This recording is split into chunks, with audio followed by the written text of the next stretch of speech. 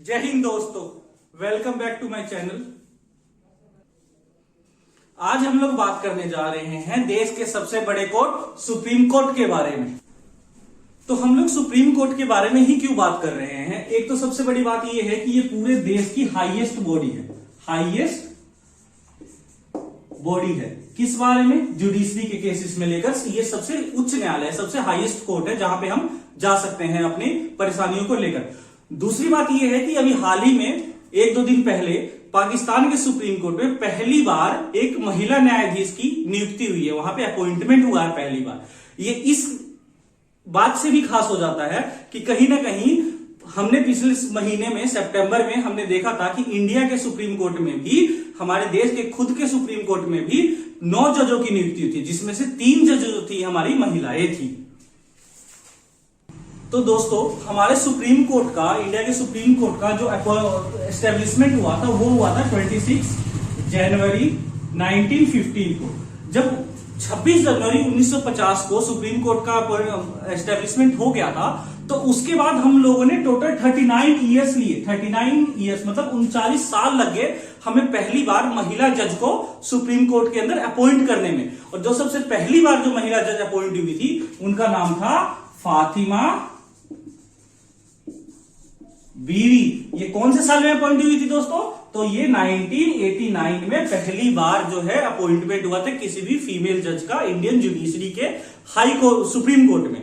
उसके बाद क्या हुआ कि टोटल आज तक के जितने भी देखा जाए, टोटल 71 ईयर्स के इतिहास में सुप्रीम कोर्ट के आज तक हम लोगों ने टोटल 256 जजेस को अपॉइंट किया है, जिसमें से मात्र देखा जाए तो 11 जज ही हैं जो वुमेन्स है। जो 11 जज जो हमारे वुमेन्स में, जो 11 वुमेन्स जज जो हमारी सुप्रीम कोर्ट में थे, जिसमें से करंट में, प्रेजेंट में सिर्फ 4 वुमेन्स, 4 वुमेन्स जज ही है। वुमेन्स जज करंट में टोटल स्ट्रेंथ कितनी है? 4 है, जिसमें से 3 जो है वो रिसेंट अपॉइंटमेंट हुए। 3 रिसेंट अपॉइंटमेंट्स हुए हैं फीमेल के सुप्रीम कोर्ट में। उन तीनों के नाम कौन से हैं? Justice Hima Kohli, justice BN Trivedi and justice BV नागर थाना। और ये जो हमारी 3rd नंबर की जज है जस्टिस BV नागर थाना, ये जाके 2027 में first female chief justice of India बनेगा। तो ये इतिहास में, इंडिया के, भारत के इतिहास में पहली बार ऐसा होगा कोई female chief justice of India बनेगी। तो अब हम लोग जानेंगे कि सुप्रीम कोर्ट में जजों की अपॉइंटमेंट क्वालिफिकेशंस क्या क्या है। किसी भी जज को अपॉइंट करने के लिए सुप्रीम कोर्ट में क्या क्या चीजों की जरूरत होती है, उनकी क्वालिफिकेशंस क्या होनी चाहिए, उनकी कितनी एज होनी चाहिए, कौन अपॉइंट करता है, ये सब हम चीजें अब हम यहाँ पे देखने जा रहे हैं। तो सबसे पहले संविधान के आर्टिकल 124 जो है, उस आर्टिकल 124 में ये जिक्र है कि there shall be supreme court, मतलब सुप्रीम कोर्ट होना चाहिए और सुप्रीम कोर्ट में कम से कम 7 मेंबर का जज होना चाहिए। मतलब टोटल ओरिजिनल जब संविधान बना था तो 7 या 8, ये 2 मतलब 7 या 8 जज होने चाहिए थे उस time. But time to time क्या हुआ कि धीरे धीरे हम लोगों ने संविधान में संशोधन करके नंबर ऑफ जज कितने होने चाहिए ये हम चेंज करते गए according to need of the country. अभी हमारे प्रेजेंट में टोटल जज कितने हैं? अभी हमारे प्रेजेंट में टोटल स्ट्रेंथ हमने जो सैंक्शन कर रखी है वो है 34। मतलब मैक्सिमम नंबर ऑफ जज तो 34 हो सकते हैं, बट अभी हमारे प्रेजेंट में है कितनी? 33। अपॉइंटमेंट होने के बाद, मैंने अभी आपको पीछे बताया कि कितनी अपॉइंटमेंट हुई थी? 9। तो 9 अपॉइंटमेंट होने के बाद टोटल जज की स्ट्रेंथ कितनी होगी हमारी? 33। बट टोटल कितनी कैपेसिटी है हमारी जज की पार्लियामेंट में लॉ बनाने के बाद? हमारी 34 जजेस जो है टोटल अपॉइंट हो सकते हैं। और नीड्स के अकॉर्डिंग हम टाइम टू टाइम जजों की नंबर जो है चेंज करते जाते हैं। अब हम देखते हैं कि अपॉइंटमेंट कौन करता है। अब हम जज की बात कर रहे हैं, तो भाई जज जो है अपॉइंटमेंट होगा, जज कैसे अपॉइंट किया जाता है, कौन अपॉइंट होता है, कौन करता है अपॉइंटिंग उसका? अगर जो मैं बोलूं कि मुझे किसी प्राइवेट फर्म में काम करना है तो उसका MD मुझे अपॉइंट करेगा, चाहे उसका एचआर मैनेजर अपॉइंट करेगा, बट सुप्रीम कोर्ट के जज को अपॉइंट कौन करेगा? तो भाई लोग, सुप्रीम कोर्ट के जज को अपॉइंट करने वाले सबसे फर्स्ट पर्सन ऑफ इंडिया, जिनको हम बोलते हैं क्या? प्रेसिडेंट। सुप्रीम कोर्ट का अपॉइंटमेंट कौन करता है? प्रेसिडेंट। अब प्रेसिडेंट ऐसा नहीं है कि जिनको मन करे वो वैसे कर सकते हैं, बट एक केस में वैसा कर सकते हैं, वो हम बाद में डिस्कस करेंगे क्या करेंगे। ऐसा होता है कि पहले क्या होता था, पहले सुप्रीम कोर्ट में जज जो अपॉइंटेड होते थे वो ऐसे ही सीनियरिटी बेसिस पे चीफ जस्टिस ऑफ इंडिया बना दिए जाते थे। बट क्या हुआ कि केसेस आने लगे, मतलब फर्स्ट जज केस हुआ, सेकंड जज केस हुआ, थर्ड जज केस हुआ। जब 3 जज केस आया तो उसके बाद एक सिस्टम इवॉल्व हो गया, उसको क्या बोलते हैं? Collegium system. कोलिजियम सिस्टम क्या है दोस्तों? इसमें क्या है कि 5 जो जज कोई पीठ बैठती है वो डिसाइड करती है कौन अगला जज जो है सुप्रीम कोर्ट में जस्टिस का पद पे नियुक्त होगा। और जिन जिन का ये अगर ये किसी भी जज के बारे में सिफारिश करते हैं कि इनको अपॉइंट करना है, तो प्रेसिडेंट जो है उनको अपॉइंट करना पड़ता है। इनके जो डिसीजन है प्रेसिडेंट के ऊपर बाइंडिंग होते हैं। ठीक है दोस्तों, अब बात ऐसी है कि जब हमने अपॉइंटमेंट कर लिया तो हम देखते हैं कि जज बनने के लिए क्वालिफिकेशंस किस चीज की जरूरत है।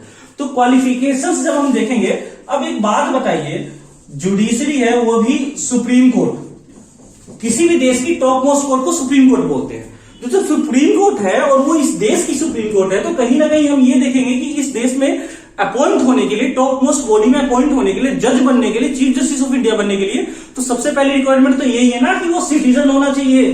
तो he or she should be citizen of India. तो पहली मोस्ट रिक्वायरमेंट तो यही है कि वो सिटीजन ऑफ इंडिया होना चाहिए। दूसरी क्वालिफिकेशन क्या है कॉन्स्टिट्यूशन के अकॉर्डिंग? दूसरी क्वालिफिकेशन ये है कि वो 5 इयर्स तक जज होना चाहिए। कहां पे? हाई कोर्ट में। मतलब 5 साल तक अगर जो वो इंसान हाई कोर्ट में जज है तो उसकी नियुक्ति सुप्रीम कोर्ट में के जज में हो सकती है। उसके बाद तीसरी क्वालिफिकेशन क्या है? तीसरी क्वालिफिकेशन ये है कि अगर जो वो एडवोकेट है, कहां पे? एडवोकेट है हाई कोर्ट में, कितने साल के लिए? 10 इयर्स के लिए। मिनिमम 10 साल या 10 से ज्यादा साल से 10 से ज्यादा साल तक अगर जो किसी भी हाई कोर्ट में, देश के किसी भी उच्च न्यायालय में अगर जो वो वकील है, तो उसकी अपॉइंटमेंट सुप्रीम कोर्ट के जज के तौर पे की जा सकती है। अब बात ऐसी होगी कि अब जब हम ये बात करते हैं, अब संविधान में इसके बारे में क्या गया? संविधान में इनके बारे में कोई क्वालिफिकेशन दे ही नहीं रखी है कि हाँ कैसे जज को अपॉइंट करना चाहिए, कैसे नहीं। बस उसमें यह बता रखा है कि देयर शुड बी अ जज ऑफ सुप्रीम कोर्ट और सुप्रीम कोर्ट होना चाहिए। ये सब बातें बोल रखी है, इसके अलावा कुछ नहीं बोल रखा। ठीक है, समझ गए इतना? अब देखते हैं दोस्तों कि सुप्रीम कोर्ट के जज को ओथ कौन दिया होता है। मतलब कोई भी जब किसी भी संवैधानिक पद पे जब किसी की नियुक्ति होती है तो सबसे पहले क्या किया जाता है? उनको शपथ दिलवाया जाता है। तो ओथ सुप्रीम कोर्ट के जज के केस में कौन दिलवाता है? तो ओथ दिलवाने का काम किसका होता है? प्रेसिडेंट का। प्रेसिडेंट भी दिलवा सकते हैं। अब जो प्रेसिडेंट अवेलेबल नहीं है तो उस केस में क्या होगा कि प्रेसिडेंट किसी भी सुप्रीम कोर्ट के जज को ये बोल सकते हैं कि आप मेरी जगह पे इनका ओथ ग्रहण, मतलब शपथ ग्रहण करवा सकते हैं। दूसरी क्या बात है कि जब शपथ ग्रहण की बात होगी तब हम देख लेते हैं कि इनका टेन्योर कितना है, मतलब कितने साल के लिए जज बन सकते हैं, कितने साल का होना चाहिए, कितने साल तक बनकर ये रह सकते हैं। तो सबसे पहली बात क्या है कि टेन्योर जो है, मतलब संविधान के अंदर मतलब कॉन्स्टिट्यूशन के अंदर मिनिमम क्वालिफिकेशन नहीं गिवन है। नो मिनिमम क्वालिफिकेशन, मतलब ये नहीं बोला गया है कि जैसे कि मैं बोलता हूं कि लोकसभा का मेंबर बनने के लिए मिनिमम क्वालिफिकेशन कितनी होनी चाहिए, मिनिमम एज कितनी होनी चाहिए? 25 इयर्स। तो ऐसे ही संविधान के अंदर जज बनने के लिए मिनिमम एज हमारी गिवन नहीं है, मतलब मिनिमम एज नहीं गिवन है कि कितने साल के लिए जो वो जज 45 इयर्स के एज में भी बन सकते हैं, वो 35 इयर्स के एज में बन सकते हैं। बट वो जो पीछे वाला जो मैंने बताया था ना कि हाई कोर्ट में 5 साल जज होने चाहिए, 10 साल हाई कोर्ट के एडवोकेट होने चाहिए, ये सारे जो क्वालिफिकेशंस वो मीट कर ले रहे हैं, तो उसके बाद क्या है, वो सुप्रीम कोर्ट में जज बन सकते हैं। अब टेन्योर बात करें तो संविधान में बस इतना लिखा हुआ है कि वो इंसान बस 65 इयर्स तक जज बन के रह सकता है। मतलब उनकी रिटायरमेंट एज कितनी है कि either if he or she will attain 65 years of age, मतलब अगर वो 65 साल के हो जाते हैं तो उनके बाद उनकी रिटायरमेंट हो जाती है। उसके बाद क्या है कि जब रिटायरमेंट हो जाता है तो अब अब क्या है दोस्तों कि जब हमने देख लिया कि 65 इयर्स तक जो है कोई भी सुप्रीम कोर्ट का जज बन के रह सकता है। अब दूसरे केस में कब वो हटाए जा सकते हैं, जब वो हटाए नहीं मतलब वो खुद से भी रिजाइन दे। तो दूसरा केस क्या है, जब वो रिजाइन दे दे तो वो सुप्रीम कोर्ट के जज से हट जाते हैं। तीसरा केस क्या है कि उस प्रोसेस को बोलते हैं महाभियोग, मतलब इंपीचमेंट। अब इंपीचमेंट को हम थोड़ा डिटेल में समझते हैं। इंपीचमेंट प्रोसेस क्या होता है कि कई बार हमारे जो मेंबर ऑफ पार्लियामेंट है उनको ऐसा लगता है कि हमारे जो जज है वो अपने कार्यभार को अच्छे से निर्वहन नहीं कर रहे, मतलब कार्यभार को अच्छे से पालन नहीं कर रहे हैं, अपने जो जज की जो पोस्ट मिली हुई है उसको अच्छे से निर्वहन नहीं कर रहे हैं। तो उस केस में एक मोशन लाया जाता है जिसको बोलते हैं इंपीचमेंट।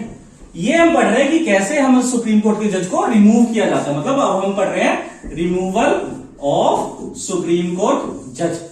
अब देखिए इंपीचमेंट प्रोसेस क्या है, इंपीचमेंट महाभियोग प्रोसेस क्या है कि अगर जो हमें किसी भी मेंबर ऑफ पार्लियामेंट को महाभियोग प्रोसेस लाना है सुप्रीम कोर्ट के जज के लिए, तो सबसे पहले तो अगर वो लोकसभा का मेंबर है तो उसके लिए 100 लोगों का समर्थन होना चाहिए, मतलब 100 लोग साइन करके देंगे एप्लीकेशन पे, तो वो सभापति के पास जाएगा, मतलब प्रेसिडेंट के पास, लोकसभा के स्पीकर के पास जाएगा। अगर तो वो राज्यसभा में स्टार्ट हो रहा है महाभियोग इंपीचमेंट, तो वो कितने मेंबर साइन करने चाहिए, 50 मेंबर साइन करने चाहिए। 50 मेंबर जब तक साइन नहीं करेंगे तब तक हमारे स्पीकर, दोनों केस में हम इसके पास किसके पास जाएगा, स्पीकर के पास। अब स्पीकर के ऊपर क्या होता है, स्पीकर के मन के अकॉर्डिंग अगर जो वो चाहे तो वो इस मोशन को, इस एप्लीकेशन को एक्सेप्ट कर सकता है, ना चाहे तो इसको रिजेक्ट कर सकता है। ये वो बाइंडिंग नहीं होता कि अगर जो इन्होंने साइन करके दे दिया तो वो एक्सेप्ट करेगा ही या नहीं करेगा। अब इन केस उसने एक्सेप्ट कर लिया, मतलब स्पीकर महोदय ने क्या किया, इस इंपीचमेंट मोशन को एक्सेप्ट कर लिया, तो उस केस में क्या होगा,